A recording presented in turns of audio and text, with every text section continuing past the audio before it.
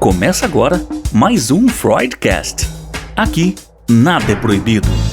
Vamos falar de angústia, sexualidade, maternidade, pânico, remédios, síndromes, fetiches e tantos outros assuntos que envolvem nosso inconsciente, só que, desta vez, quem vai sentar no divã são as neuroses e não o paciente. Alerto que nem sempre teremos respostas prontas, mas prometemos que, no mínimo, você vai ser desafiado para olhar a si mesmo e repensar sua vida. Começa agora, Freudcast. Olá, bem-vindo ao Freudcast. Hoje nós vamos falar com o psicanalista e psicólogo Fábio Dalmolin, que é professor da FURG, Universidade Federal do Rio Grande, e nós vamos falar sobre virtualidade, grande eu e tudo que surgir nesse papo. Fábio, bem-vindo.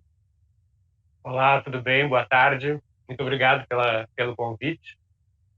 Boa tarde, Fábio. Bom, vamos começar, né, que a gente sempre brinca do começo, né? O que essa virtualidade que nós vivemos hoje, ela provoca na sociedade, né? E também no psique do ser humano. Tá. Vamos pensar assim, né? Imaginando, né, uma questão que é nossa bastante antiga, que é a questão da comunicação e da tecnologia. Então, desde a invenção da escrita, né, a gente tem usado a tecnologia, no caso a tecnologia escrita, como ferramenta de comunicação, mas não só como ferramenta de comunicação, como ferramenta de organização do pensamento. Né? Então, desde que a história foi criada, a tecnologia, as tecnologias da informação, né? Sempre a nossa relação, né, com a linguagem, ela é uma relação comunicativa, mas ela também é uma relação de construção do pensamento. Como a gente tem um autor, né, que é nosso conhecido da psicologia, que é o Vygotsky, que é o cara que vai começar a trabalhar essa ideia, né, da relação entre linguagem e pensamento, né, quando essas coisas se encontram, né, e ele vai colocar essa diferença bem marcada, assim, entre a linguagem objetiva e os outros animais têm, né, um cachorro late, né, eles produzem sons e eles têm características, eles têm formas de se comunicar a partir desses sons, e a maneira como o ser humano, com o seu cérebro diferenciado, constrói o pensamento a partir da linguagem e constrói diferentes relações de tempo e espaço e de existência, né, que são diferentes dos outros animais. Né? Por exemplo, os animais não transitam no tempo. Eu não consigo falar para um animal o que ele vai fazer amanhã, ou ele não pode me falar o que ele fez ontem. Ele também não consegue planejar isso. Né? E os animais operam com coisas que são sempre no ponto concreto. Né? Eles não são capazes de lidar com a ausência. Né? Além disso, existem laços sociais complexos que são estabelecidos a partir da linguagem. Né, os laços de comunicação. Né, eu posso estar pensando numa pessoa que está longe, eu estou aqui falando contigo, isso é uma ferramenta super abstrata, super complexa, né, que um animal que não é humano, ele seria incapaz de fazer. Ele poderia ver sons e tal, mas ele não tem uma ideia de ter uma pessoa do outro lado, e todos esses mediadores, como diria o Vygotsky, envolvidos nisso. Né? Então, o que a gente vai falar aqui hoje é algo muito importante, né? Que é com relação a essa questão, né, da internet, né, das tecnologias de informação, que não é a linguagem usada como e a tecnologia usadas como ferramenta de informação, né, ferramenta de comunicação, ferramenta pedagógica, mas sim a questão da construção do laço social, né, e a construção de um tipo de realidade a partir da tecnologia, não mais mediado pela tecnologia, mas construído pela tecnologia. E é disso que a gente vai falar hoje com relação a essa questão do governo algorítmico. Né? No seu artigo que eu li, você coloca que quando existem as bolhas tecnológicas, o laço social ele desaparece. O que é isso, para os nossos ouvintes entenderem o que você está querendo dizer com isso? Esses dias eu dou aula numa cidade aqui perto de Porto Alegre, chama Santo Antônio da Patrulha, que é uma cidade do interior, né? E em Santo Antônio da Patrulha tem eu falei isso em aula, até eu dou aula de psicologia aplicada à administração, né? E eu trabalhei essas questões com elas, né? E aí eu dei um exemplo que é o que deu o motor para eu escrever esse artigo, né? Eu tava tenho um lugar que é uma quitanda, onde eu gosto de comprar hortaliça, é muito mais barato comprar no supermercado, comprei em Porto Alegre e tal, né? E aí tinha uma placa, um cartaz dizendo assim, não fazemos fiado, né? Mas aceitamos todos os tipos de cartão. E tava lá as bandeiras dos cartões, né? E aí eu perguntei, né, para minhas alunas, né, como assim, qual é a diferença? Por que, né, eu não aceito fiado e eu aceito todo tipo de cartão? Elas, não, professor, mas aí pode, tu não confia na pessoa, a pessoa pode te roubar, ela não pode te pagar, essas coisas assim, né? E aí eu pergunto, tá, mas por quê, né? Por que como vocês sabem disso, né? Como é que eu tenho certeza de que essa relação de confiança, comparado, por exemplo, com a relação de uma grande operadora financeira de cartão de crédito, que cobra um juro, sei lá, de 300% ao ano, né? E que tu não tem como negociar com eles assim, de uma maneira amigável, né? E, na verdade, se tu estiver devendo, vai ter uma máquina que vai ligar para ti, te cobrando, né? Ou seja, enquanto o fiado ele é construído a partir de um laço social orgânico, né? De um laço social entre pessoas que se conhecem, né? Então o dono da venda conhece aquele cliente, ele sabe da família dele, ele faz parte da mesma vizinhança, né? E o cara chega, perdi meu emprego, não vou poder pagar minha conta, isso aí é compreendido dentro de uma rede de relações, mas esse estabelecimento dessa relação, né? Ele se vai, né? E ele é substituído por uma relação de ordem mecânica, né? De uma ordem, de um laço social mecânico. Com relação à internet, né? Eu me lembro, eu fui banca de mestrado de um rapaz uma vez que defendeu a dissertação dele sobre, ele queria fazer, né, na antropologia, um estudo sobre um telecentro comunitário. Isso foi lá no início dos anos 2000. Então ele queria fazer uma, uma, um, uma tese, uma dissertação de mestrado observando os adolescentes interagindo num telecentro comunitário. Aí ele descobriu que não seria possível analisar isso presencialmente. Ele teria que entrar na internet e ver como que aqueles adolescentes se relacionavam dentro da época do Orkut, né? Então ele fez todo um trabalho muito interessante que ele conta a história dessas redes sociais, né? E eu me lembro assim, né, que no começo era tudo ligado ao âmbito acadêmico, né? Então só na academia as pessoas usavam computador e e-mail, né? Aos poucos foi entrando isso nos anos 90, início dos anos 90, foi entrando na casa das pessoas o computador, né? Mas ele era muito usado como comunicação, quer dizer, o e-mail substitui a carta, né? Como um meio de informação, né? Quer dizer, eu vou ler jornal, ou eu vou buscar notícias, eventualmente me comunicar com as pessoas, né? E aos poucos foram se criando outras formas, né, de comunicação, de interação, né, e, mas a maioria dentro do âmbito acadêmico, o uso da internet e tal. Então, o que acontece é que se cria algo chamado rede social, né? Elas começam a partir de listas e e-mails, né? A gente fazia listas de imensas, ainda existem hoje as listas de e-mails, mas naquela época elas eram o equivalente às redes sociais, né? Tinha debates, discussões e tretas, mas é claro que não existia essa globalidade das redes sociais, né? Tinha um grupo dos professores aqui, ou listas temáticas, assim, que eram por convite, eu fazia parte de uma que era pensamento complexo, então tinha cientistas que debatiam coisas, né? Até o momento que se criou, né, o Orkut, se criou o ICQ, né, as ferramentas de conversa, né, e se criou o Orkut como comunidades fechadas para debate. O Orkut também era por convite. E aí, essa dissertação de mestrado, ele vai falando assim, como que foi sendo operada essa transformação, né, dessas redes sociais como comunidades fechadas na internet para debate, para meios de construção de sociabilidade e formação de rede. E aí tem uma coisa bem séria que a gente vai conversar depois sobre isso, né? E aí ele vai falando assim, olha, o Orkut no início começou como isso, né?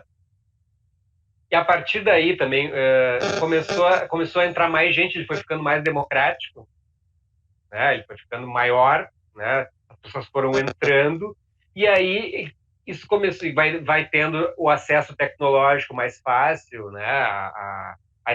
O estabelecimento das redes, né? Da fibra ótica e tal, né? Então cada vez mais pessoas foram entrando nessa rede, e essa rede foi se constituindo quanto uma rede de afeto, né? Então, daqui a pouco no Orkut tu encontra a tua tia, que não via não sei quanto tempo, que antigamente era assim, a nossa tia que vive lá no Mato Grosso, né? Uhum. Eu tô aqui no Rio Grande do Sul, eu falo com ela por telefone e eu não falo nunca com ela, né? E É. daqui a pouco tu Uhum. encontra ela, e é bacana te encontrar teus, né? Tuas tias, teus Isso. primos, né? Que tu Aham. encontrava só no encontro da família, e aí tu começa a ver foto, mandar foto, encontrar teus amigos do colégio, né? Aí tu encontra aquelas pessoas, aquele teu ex-namorado lá da adolescência, tu encontra ele, né? Aí você olha, você fala assim, deixa eu ver se eu tô bem, se ele tá pior que eu, não é? É claro. Aí tu imagina o canal com numa ferramenta gratuita, né? E a gente vai conversar um pouquinho sobre o que significa esse gratuito, Pois né? é. E você, e dentro dessa questão quando você descobre a virtualidade, ela permite o afeto ou não, Fábio? Claro, na Uhum. verdade, tudo diz respeito ao afeto, né? Esse é Hum, o Freud, hum, né? uhum. Tudo diz respeito ao afeto. O afeto tá aí, o afeto tá sempre aí. Agora, como que essa energia do afeto ela vai ser É, trabalhada, né? Como é que ela aham. vai ser transformada em algo, em formadora de laço, ou de comunicação, de linguagem, de representação? Essa é a grande questão. Então, porque quando a gente pensa hoje, nós temos hoje os WhatsApp da vida, nós temos o YouTube, todo mundo se comunicando, mas vamos pegar o WhatsApp e o Facebook, o Instagram, que você consegue acompanhar a vida e descobrir onde está quem está onde. Só que, ao mesmo tempo que você consegue encontrar a tia, o amigo, o ex-namorado, aquela coisa toda, e você até retomar relacionamentos que você não tinha, foram interrompidos por conta de você não achar essa pessoa, a gente tem hoje nas redes sociais uma questão que ela também promove ou o ódio, né? Os desentendimentos, e principalmente nos grupos de WhatsApp. Quando você tem política, por exemplo, quando está em época de eleição, é mãe brigando com o filho brigando com a mãe, vira aquela briga, o povo está indo. Você acha que, ao mesmo tempo que promove o afeto, e aí a gente pode falar de pulsão de morte, pulsão de vida, você acha Ah, hoje, não é? Que as redes sociais, qual o tipo de pulsão que tá em evidência? eu estou até com o livro aqui do Freud, estou olhando para ele aqui, As Funções do Seu Destino. Né? Uhum, Inclusive, eu tô escrevendo um artigo sobre uhum, isso, que eu falo da metapsicologia na internet. Né? uhum, E porque isso que tu falou é muito certo. Né? Não é, na verdade, dentro dessa lógica pulsional, não tem essa diferenciação entre amor e ódio. Né? Então, tudo uhum. é uma massa de afeto. Vai chegar Tá. num, né? Como imagina, né? O inconsciente ali. Agora eu vou fazer uma comparação, né? É uma brincadeira, tá? Mas é uma brincadeira, mas a gente pode pensar. Né? O Lacan era um cara que gostava de cibernética também. Porque a Uhum, cibernética lida com o quê? Né? Com a maneira como a linguagem, né? Lida com a energia, né? A energia destrutiva versus a energia construtiva. Né? Então a gente, dentro da cibernética, surgiu com o quê? Com a energia atômica.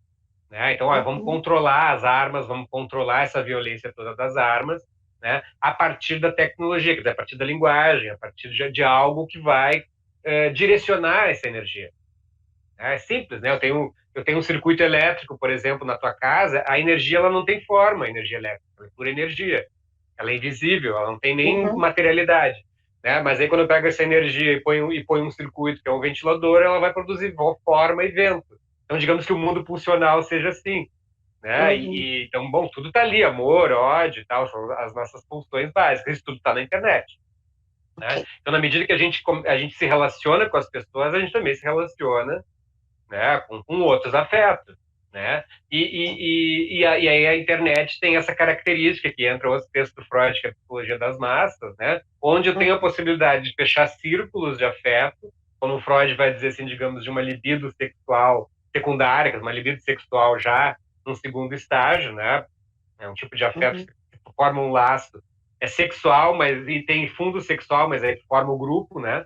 Forma a massa, né? E essas massas elas vão se conectar a partir do anonimato, né? Essas massas elas vão ter um comportamento diferente do comportamento do indivíduo, né? Vai existir o anonimato igual do futebol, né? Tô lá entre 50 mil pessoas xingando o juiz, que é um cara que eu nem conheço, tô chamando ele um monte de uhum, nome, Então eu tô xingando aquele cara ali, então eu vou formar isso, e as massas lidam com amor e ódio. O amor por aquilo que está dentro de mim, o ódio por aquilo que é desconhecido ou que está fora de mim, né? Então eu vou poder, como nunca aconteceu na história, livremente xingar uma pessoa, né? Porque eu tô lá a quilômetros de distância, eu posso criar um perfil fake, eu posso criar alguma coisa, não botar minha foto, não botar meu nome, ou mesmo botar, mas é aquela pessoa, né? Ou me esconder de uma massa onde está todo mundo linchando essa pessoa, né? Tem essa característica também, né? E agora tu imagina, né, Rose? Vamos brincar um pouco, tá? Tá. Eu escrevi um texto sobre isso num livro que a gente está publicando, né? Que é as interfaces entre a psicanálise e as ciências sociais, que se chama Bateria de Helena. Né? Então eu conto que eu estou atendendo uma paciente assim como eu estou falando contigo, né? E aí eu recebo, e a pessoa está num nível de angústia, de esgotamento e tal, né? E eu recebo uma mensagem do telefone dela. Aparece assim na minha tela. A bateria do celular de Helena está esgotando. Aí eu, mas que coisa sensacional. E ela não viu isso, só eu vi, né? E eu pensei, vou escrever um texto sobre isso. Né? Aí eu fiquei pensando, né? Porque a gente tem estudado essas coisas. O pessoal tem um livro aqui, né? Que é de uma rede chamada Lavit, que é Tecnopolíticas da Vigilância. Né? Tem aquele filme, O Enigma, O Dilema das Redes. Tem uma pesquisadora que aparece ali, o nome dela é Shoshana Zuboff. É uma pessoa que pesquisa o Google e pesquisa a internet há muitos anos. Então, o que é a história, como é que é, né? Então, quando eu estou conversando contigo aqui, eu estou falando uma coisa, né, e essa coisa que eu falo, ela é convertida em energia eletromagnética pura, né? Então, se eu gritar eu te amo, eu te odeio, ele não vai diferenciar isso. Vai ser só energia. Aí entra já o mundo pulsional. Né? Se eu gritar eu te amo, eu te odeio, o mundo eletromagnético reage da mesma forma, como um grito. Um grito que pode ser de amor ou um grito que pode ser de ódio. Né? A partir daí vai virar códigos de 0 e 1, que também aí é pouco diferenciado, né? Que vai chegar uma linguagem de máquina, de programação, né? E vai viajar milhares de quilômetros até chegar aí, né? E ela vai ser convertida de novo em sinais eletromagnéticos da mesma forma, vai ser convertida em linguagem de máquina, em outro tipo de linguagem, até tu escutar o que eu estou te falando. Então, olha quantos mediadores tem entre aquilo que eu estou te falando aqui, né, até chegar aí em ti. Né? Então, isso tudo governado por programas de computador que estão ali regulando a nossa conversa. Toda a nossa conversa está sendo controlada. A gente está lendo agora a interpretação dos sonhos, tem uma hora que o Freud fala isso, assim, não existe isso de associação livre, né? E não tem o livre. Onde é que está o livre? Tem aí toda uma dinâmica do inconsciente aí que está acontecendo, operando no mundo da linguagem, até eu chegar a te falar alguma coisa. Né? Então, olha quantas máquinas estão aqui envolvidas entre a nossa conversa, fora o nosso cérebro. Né? Enquanto você está falando, eu fico imaginando, as redes sociais ou o computador, ele me ajuda a me expor, porque muitas vezes como você colocou na história do texto do Freud das Massas, ele mostra que quando a gente está sozinho, você vai ter um tipo de redação. Quando você se alia a um grupo, você tende a repetir aquilo que o grupo está falando, você vai se sentir corajoso, igual você falou de xingar o juiz. Se você estivesse sozinho, você não xingaria. Mas como tem 100 mil pessoas xingando, você vai xingar, e você vem em você, eu não sei se eu posso chamar de personalidade, ou algo que você nem se descobrir. Você quer saber como a pessoa vai no campo de futebol. Nas redes sociais, ela provoca adoecimento no sentido de que o ódio que está dentro de mim, ele fica mais latente quando eu posso, por exemplo, falar que eu odeio negro, ser racista, misógino, eu posso ofender o outro. São as redes sociais que permitem com que eu bote essa coisa assim, doente para fora, ou eu já sou assim? Isso é interessante, né? É muito interessante, porque elas servem como amplificadores. Por um lado, elas servem como amplificadores, né? Então, eu consigo juntar uma massa gigantesca, né, para fazer isso, né? Tudo isso está turbinado por dinheiro, né? Isso é muito importante. Então, pode formar uma massa gigantesca e aí o ódio se multiplica. Aquele ódio está aí já, claro, né? Mas ele se multiplica né? Isso é uma coisa importante, que isso afeta muito as pessoas, ele se multiplica, né? E outra coisa, assim, né? Como que ele se multiplica por essa questão da impessoalidade, né? Então, aquela história da massa, né? Então, eu grito na massa, aquilo ali não tem, para mim, não tem muito efeito, né? Agora, eu diante de ti aqui, né? Vai ser mais difícil, né? Se eu e tu Uhum, estamos numa mesa de bar, assim, eu chegar e dizer para ti uma coisa, imagina. Tem gente que diz, claro, né? uhum, Mas, e outra coisa, né? Que é justamente aquilo que eu falei do cartão de crédito. Existe uma formação de um laço social vazio, uhum. né? É Um isso. laço social vazio, né? Que é um grande e um laço social de bolha também, tem uma coisa muito narcísica, né? Porque eu que vivo na universidade, assim, eu vejo Uhum, assim que tem muita militância dentro da universidade que existe dentro de uma bolha, né? Então tu tá ou dentro da política mesmo, né? Então eu vejo uhum, até pelos nossos políticos, né? Tem um uhum, político aí que é um deputado federal, né? É o Túlio Gadelha, aquele, vou falar o nome uhum, dele, não tem problema, uhum, né?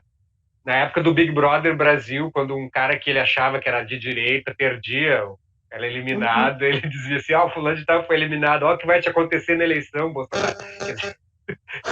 Como se a eliminação do Big Brother fosse uma coisa que influenciasse da política. Claro, se o cara tá ali, né, numa Aham, bolha dentro dele mesmo, né? Eu me lembro aqui em Porto Alegre também, quando a gente esteve na eleição do Bolsonaro, né? Então, eu moro no bairro Bonfim aqui, né? Então, a gente saiu para caminhar no dia da eleição, né?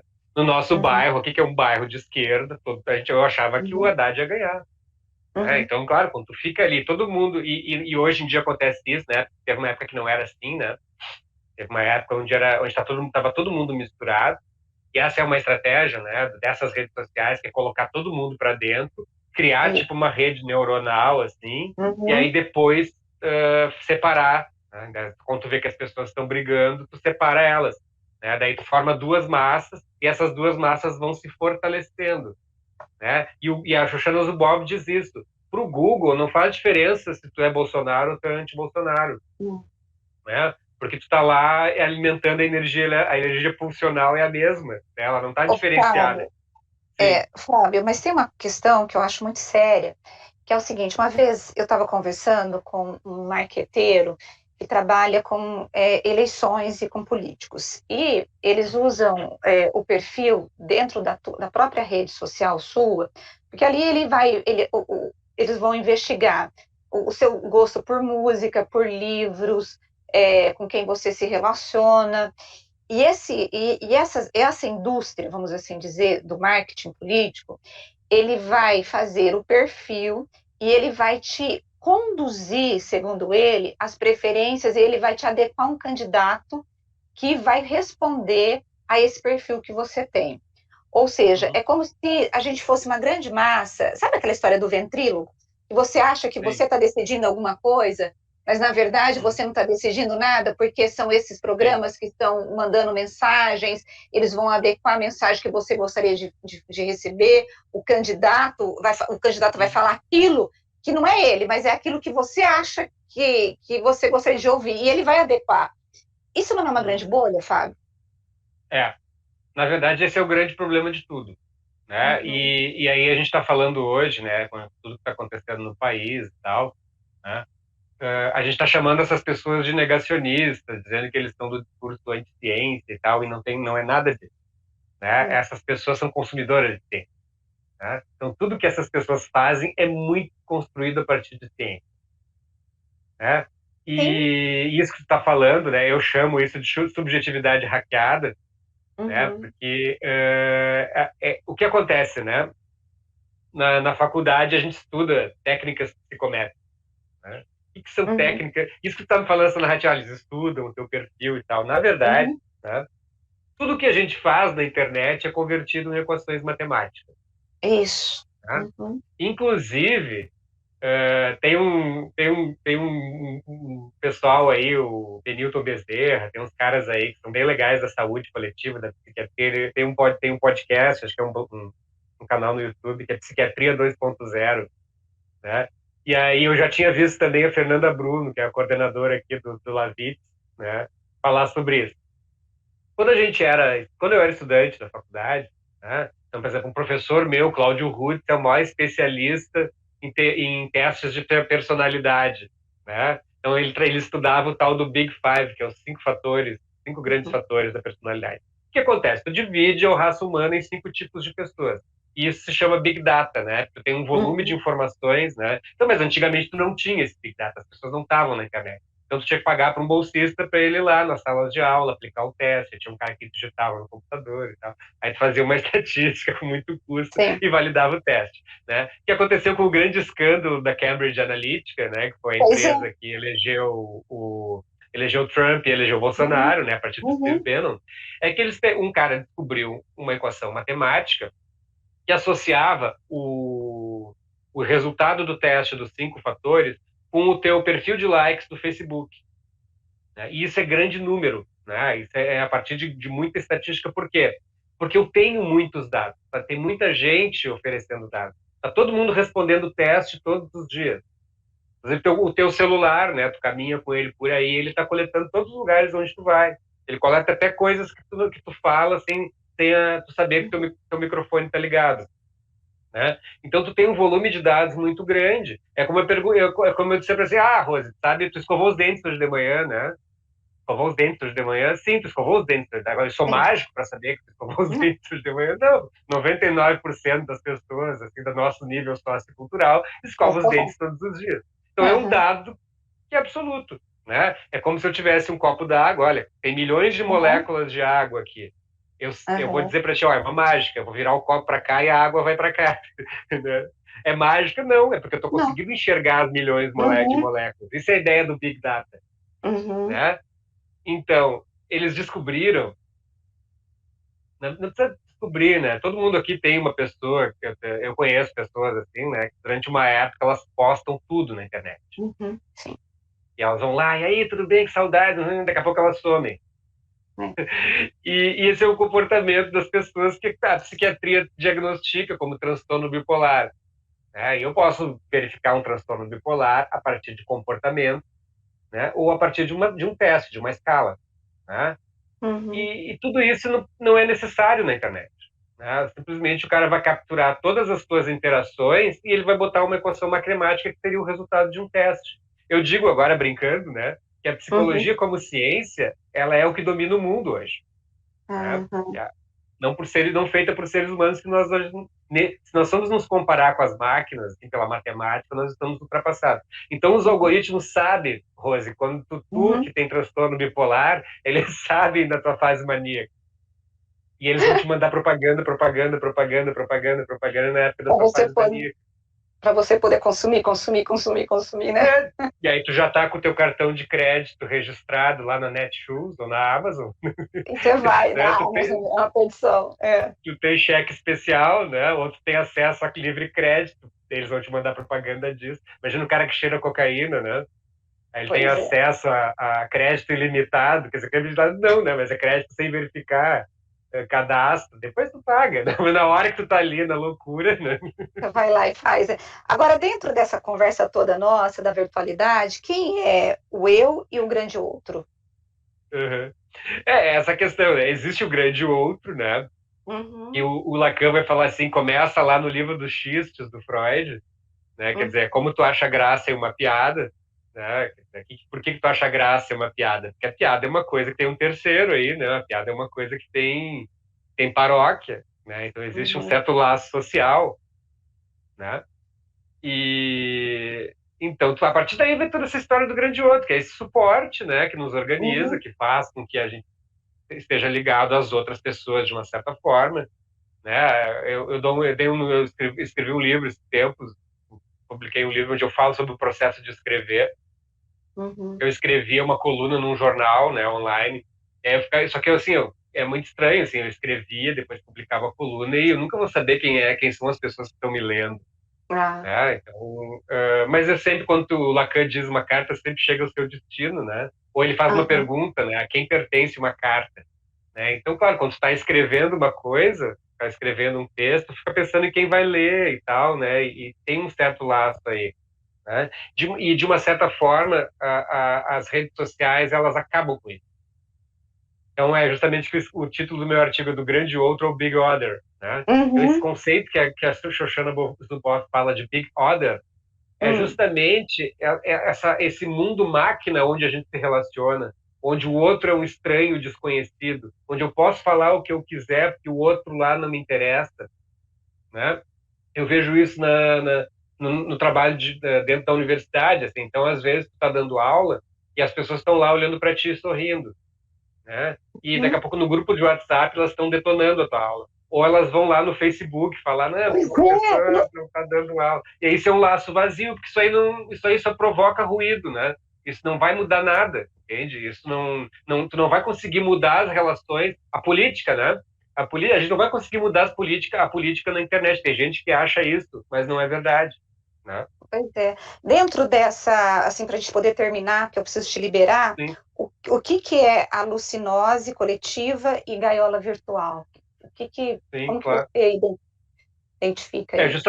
É justamente essa É. ideia, né? Em primeiro lugar, a Uhum. alucinose, né? É Uhum. esse processo assim compensatório, né? Onde tu tem um vazio dentro de ti, né? E esse vazio, tu precisa de alguma coisa para dar conta desse vazio, né? E eu acho que a questão da política diz respeito a isso, né? A gente tem vários autores da sociologia, o Boaventura de Souza Santos, né?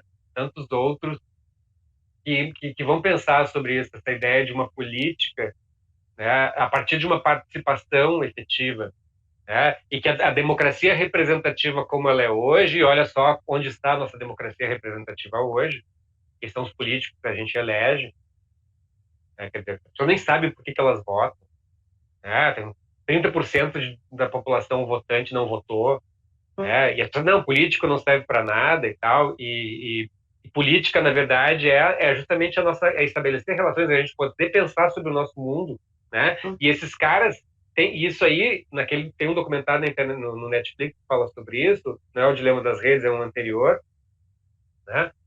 Onde um CEO de uma empresa dessas, tipo o WhatsApp, diz assim, olha, isso aqui os caras pensaram como arma, é por isso que é de graça, né? Porque tu chega e coloca uma bomba, assim, separa as pessoas e tal, né? E aí, claro, daí, em vez de tu ter aquele laço social, tu tem um vazio, tu não te relaciona mais com as pessoas.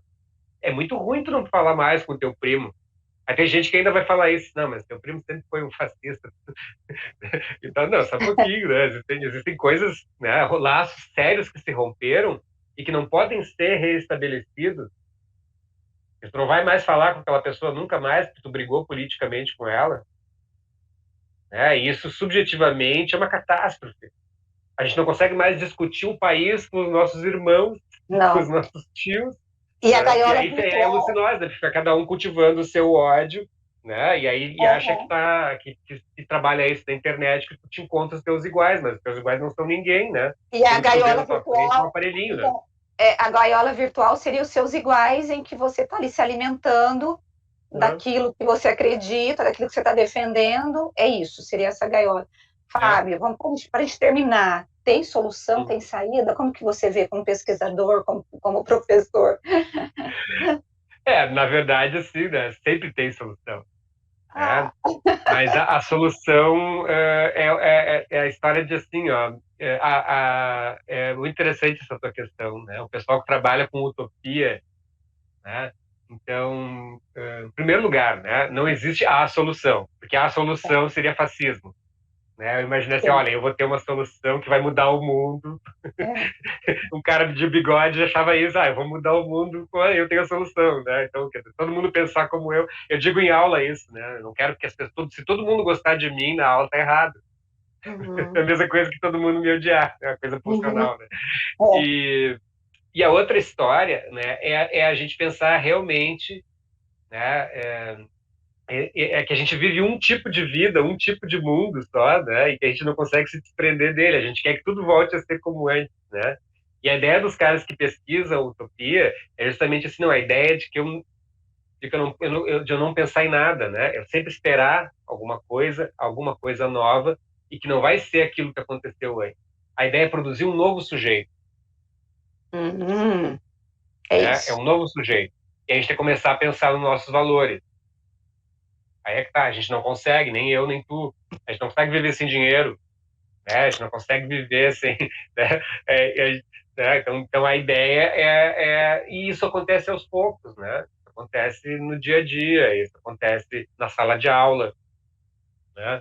Quando a gente pensar modos diferentes de trabalhar em sala de aula, modos diferentes de pensar política, pensar Modos o uso das diferentes, redes sociais. e modos diferentes até também de pensar psicanálise também, né, Fábio? Assim, claro. Agora Eu com a acho que pandemia foi possível, né? foi, Pensar porque nesse essa questão de você se adaptar na análise online, a linguagem mudou, a forma, eu acho que trouxe um pouco para dentro da clínica, né, essa transformação, né? E outra coisa, Rose, que é a questão Uhum, de valores, sabe? Tem coisas que na nossa uhum, classe média, assim, são coisas uhum, que sustentam esse sistema. Eu trabalho numa ONG, né? E no início da uhum, pandemia, como eu não dava aula, né? Eu trabalhei nessa ONG cozinhando marmitas para as uhum, pessoas. E uhum, aí, um dia eu resolvi comprar os insumos para minhas marmitas. Então, tipo, eu uhum, fazendo... Eu faço 20 marmitas de feijão com arroz, uhum, né? Bem boas, assim, uhum, com R$ 30, tá? uhum. 20 marmitas, com 20 refeições. Isso Nossa, se paga num copo de cerveja. uhum. Pois é. Você imagina se todo mundo, né? Como poderia multiplicar, né? Gente, Fábio, Então, nós precisamos parar. Eu tinha mais coisas aqui que eu tinha separado para a gente conversar, é mas tranquilo. precisamos terminar, não tem jeito, que preciso te liberar Tá também. bom. Eu adorei o bate-papo. Não, por mim também. Foi ótimo, foi ótimo, foi ótimo. A gente vai ter mais um encontro ainda para falar de outros assuntos interessantes. Muito obrigada, viu? Tá bom, eu que te agradeço pelo convite. Quando precisar, tô aqui. Tá certo. E eu agradeço você que ficou conosco até agora, né, para ouvindo esse bate-papo muito doido de virtualidade, não tinha como não ser profundo, né, quando a gente vai repensar o nosso comportamento. E se você gostou, compartilhe, né, o nosso podcast, passe o link para as pessoas. E na semana que vem eu estarei aqui com mais um assunto e mais um psicanalista ou um psiquiatra, ou um psicólogo para a gente poder falar sobre saúde mental. Até a semana que vem. Beijo para você. Tchau, tchau.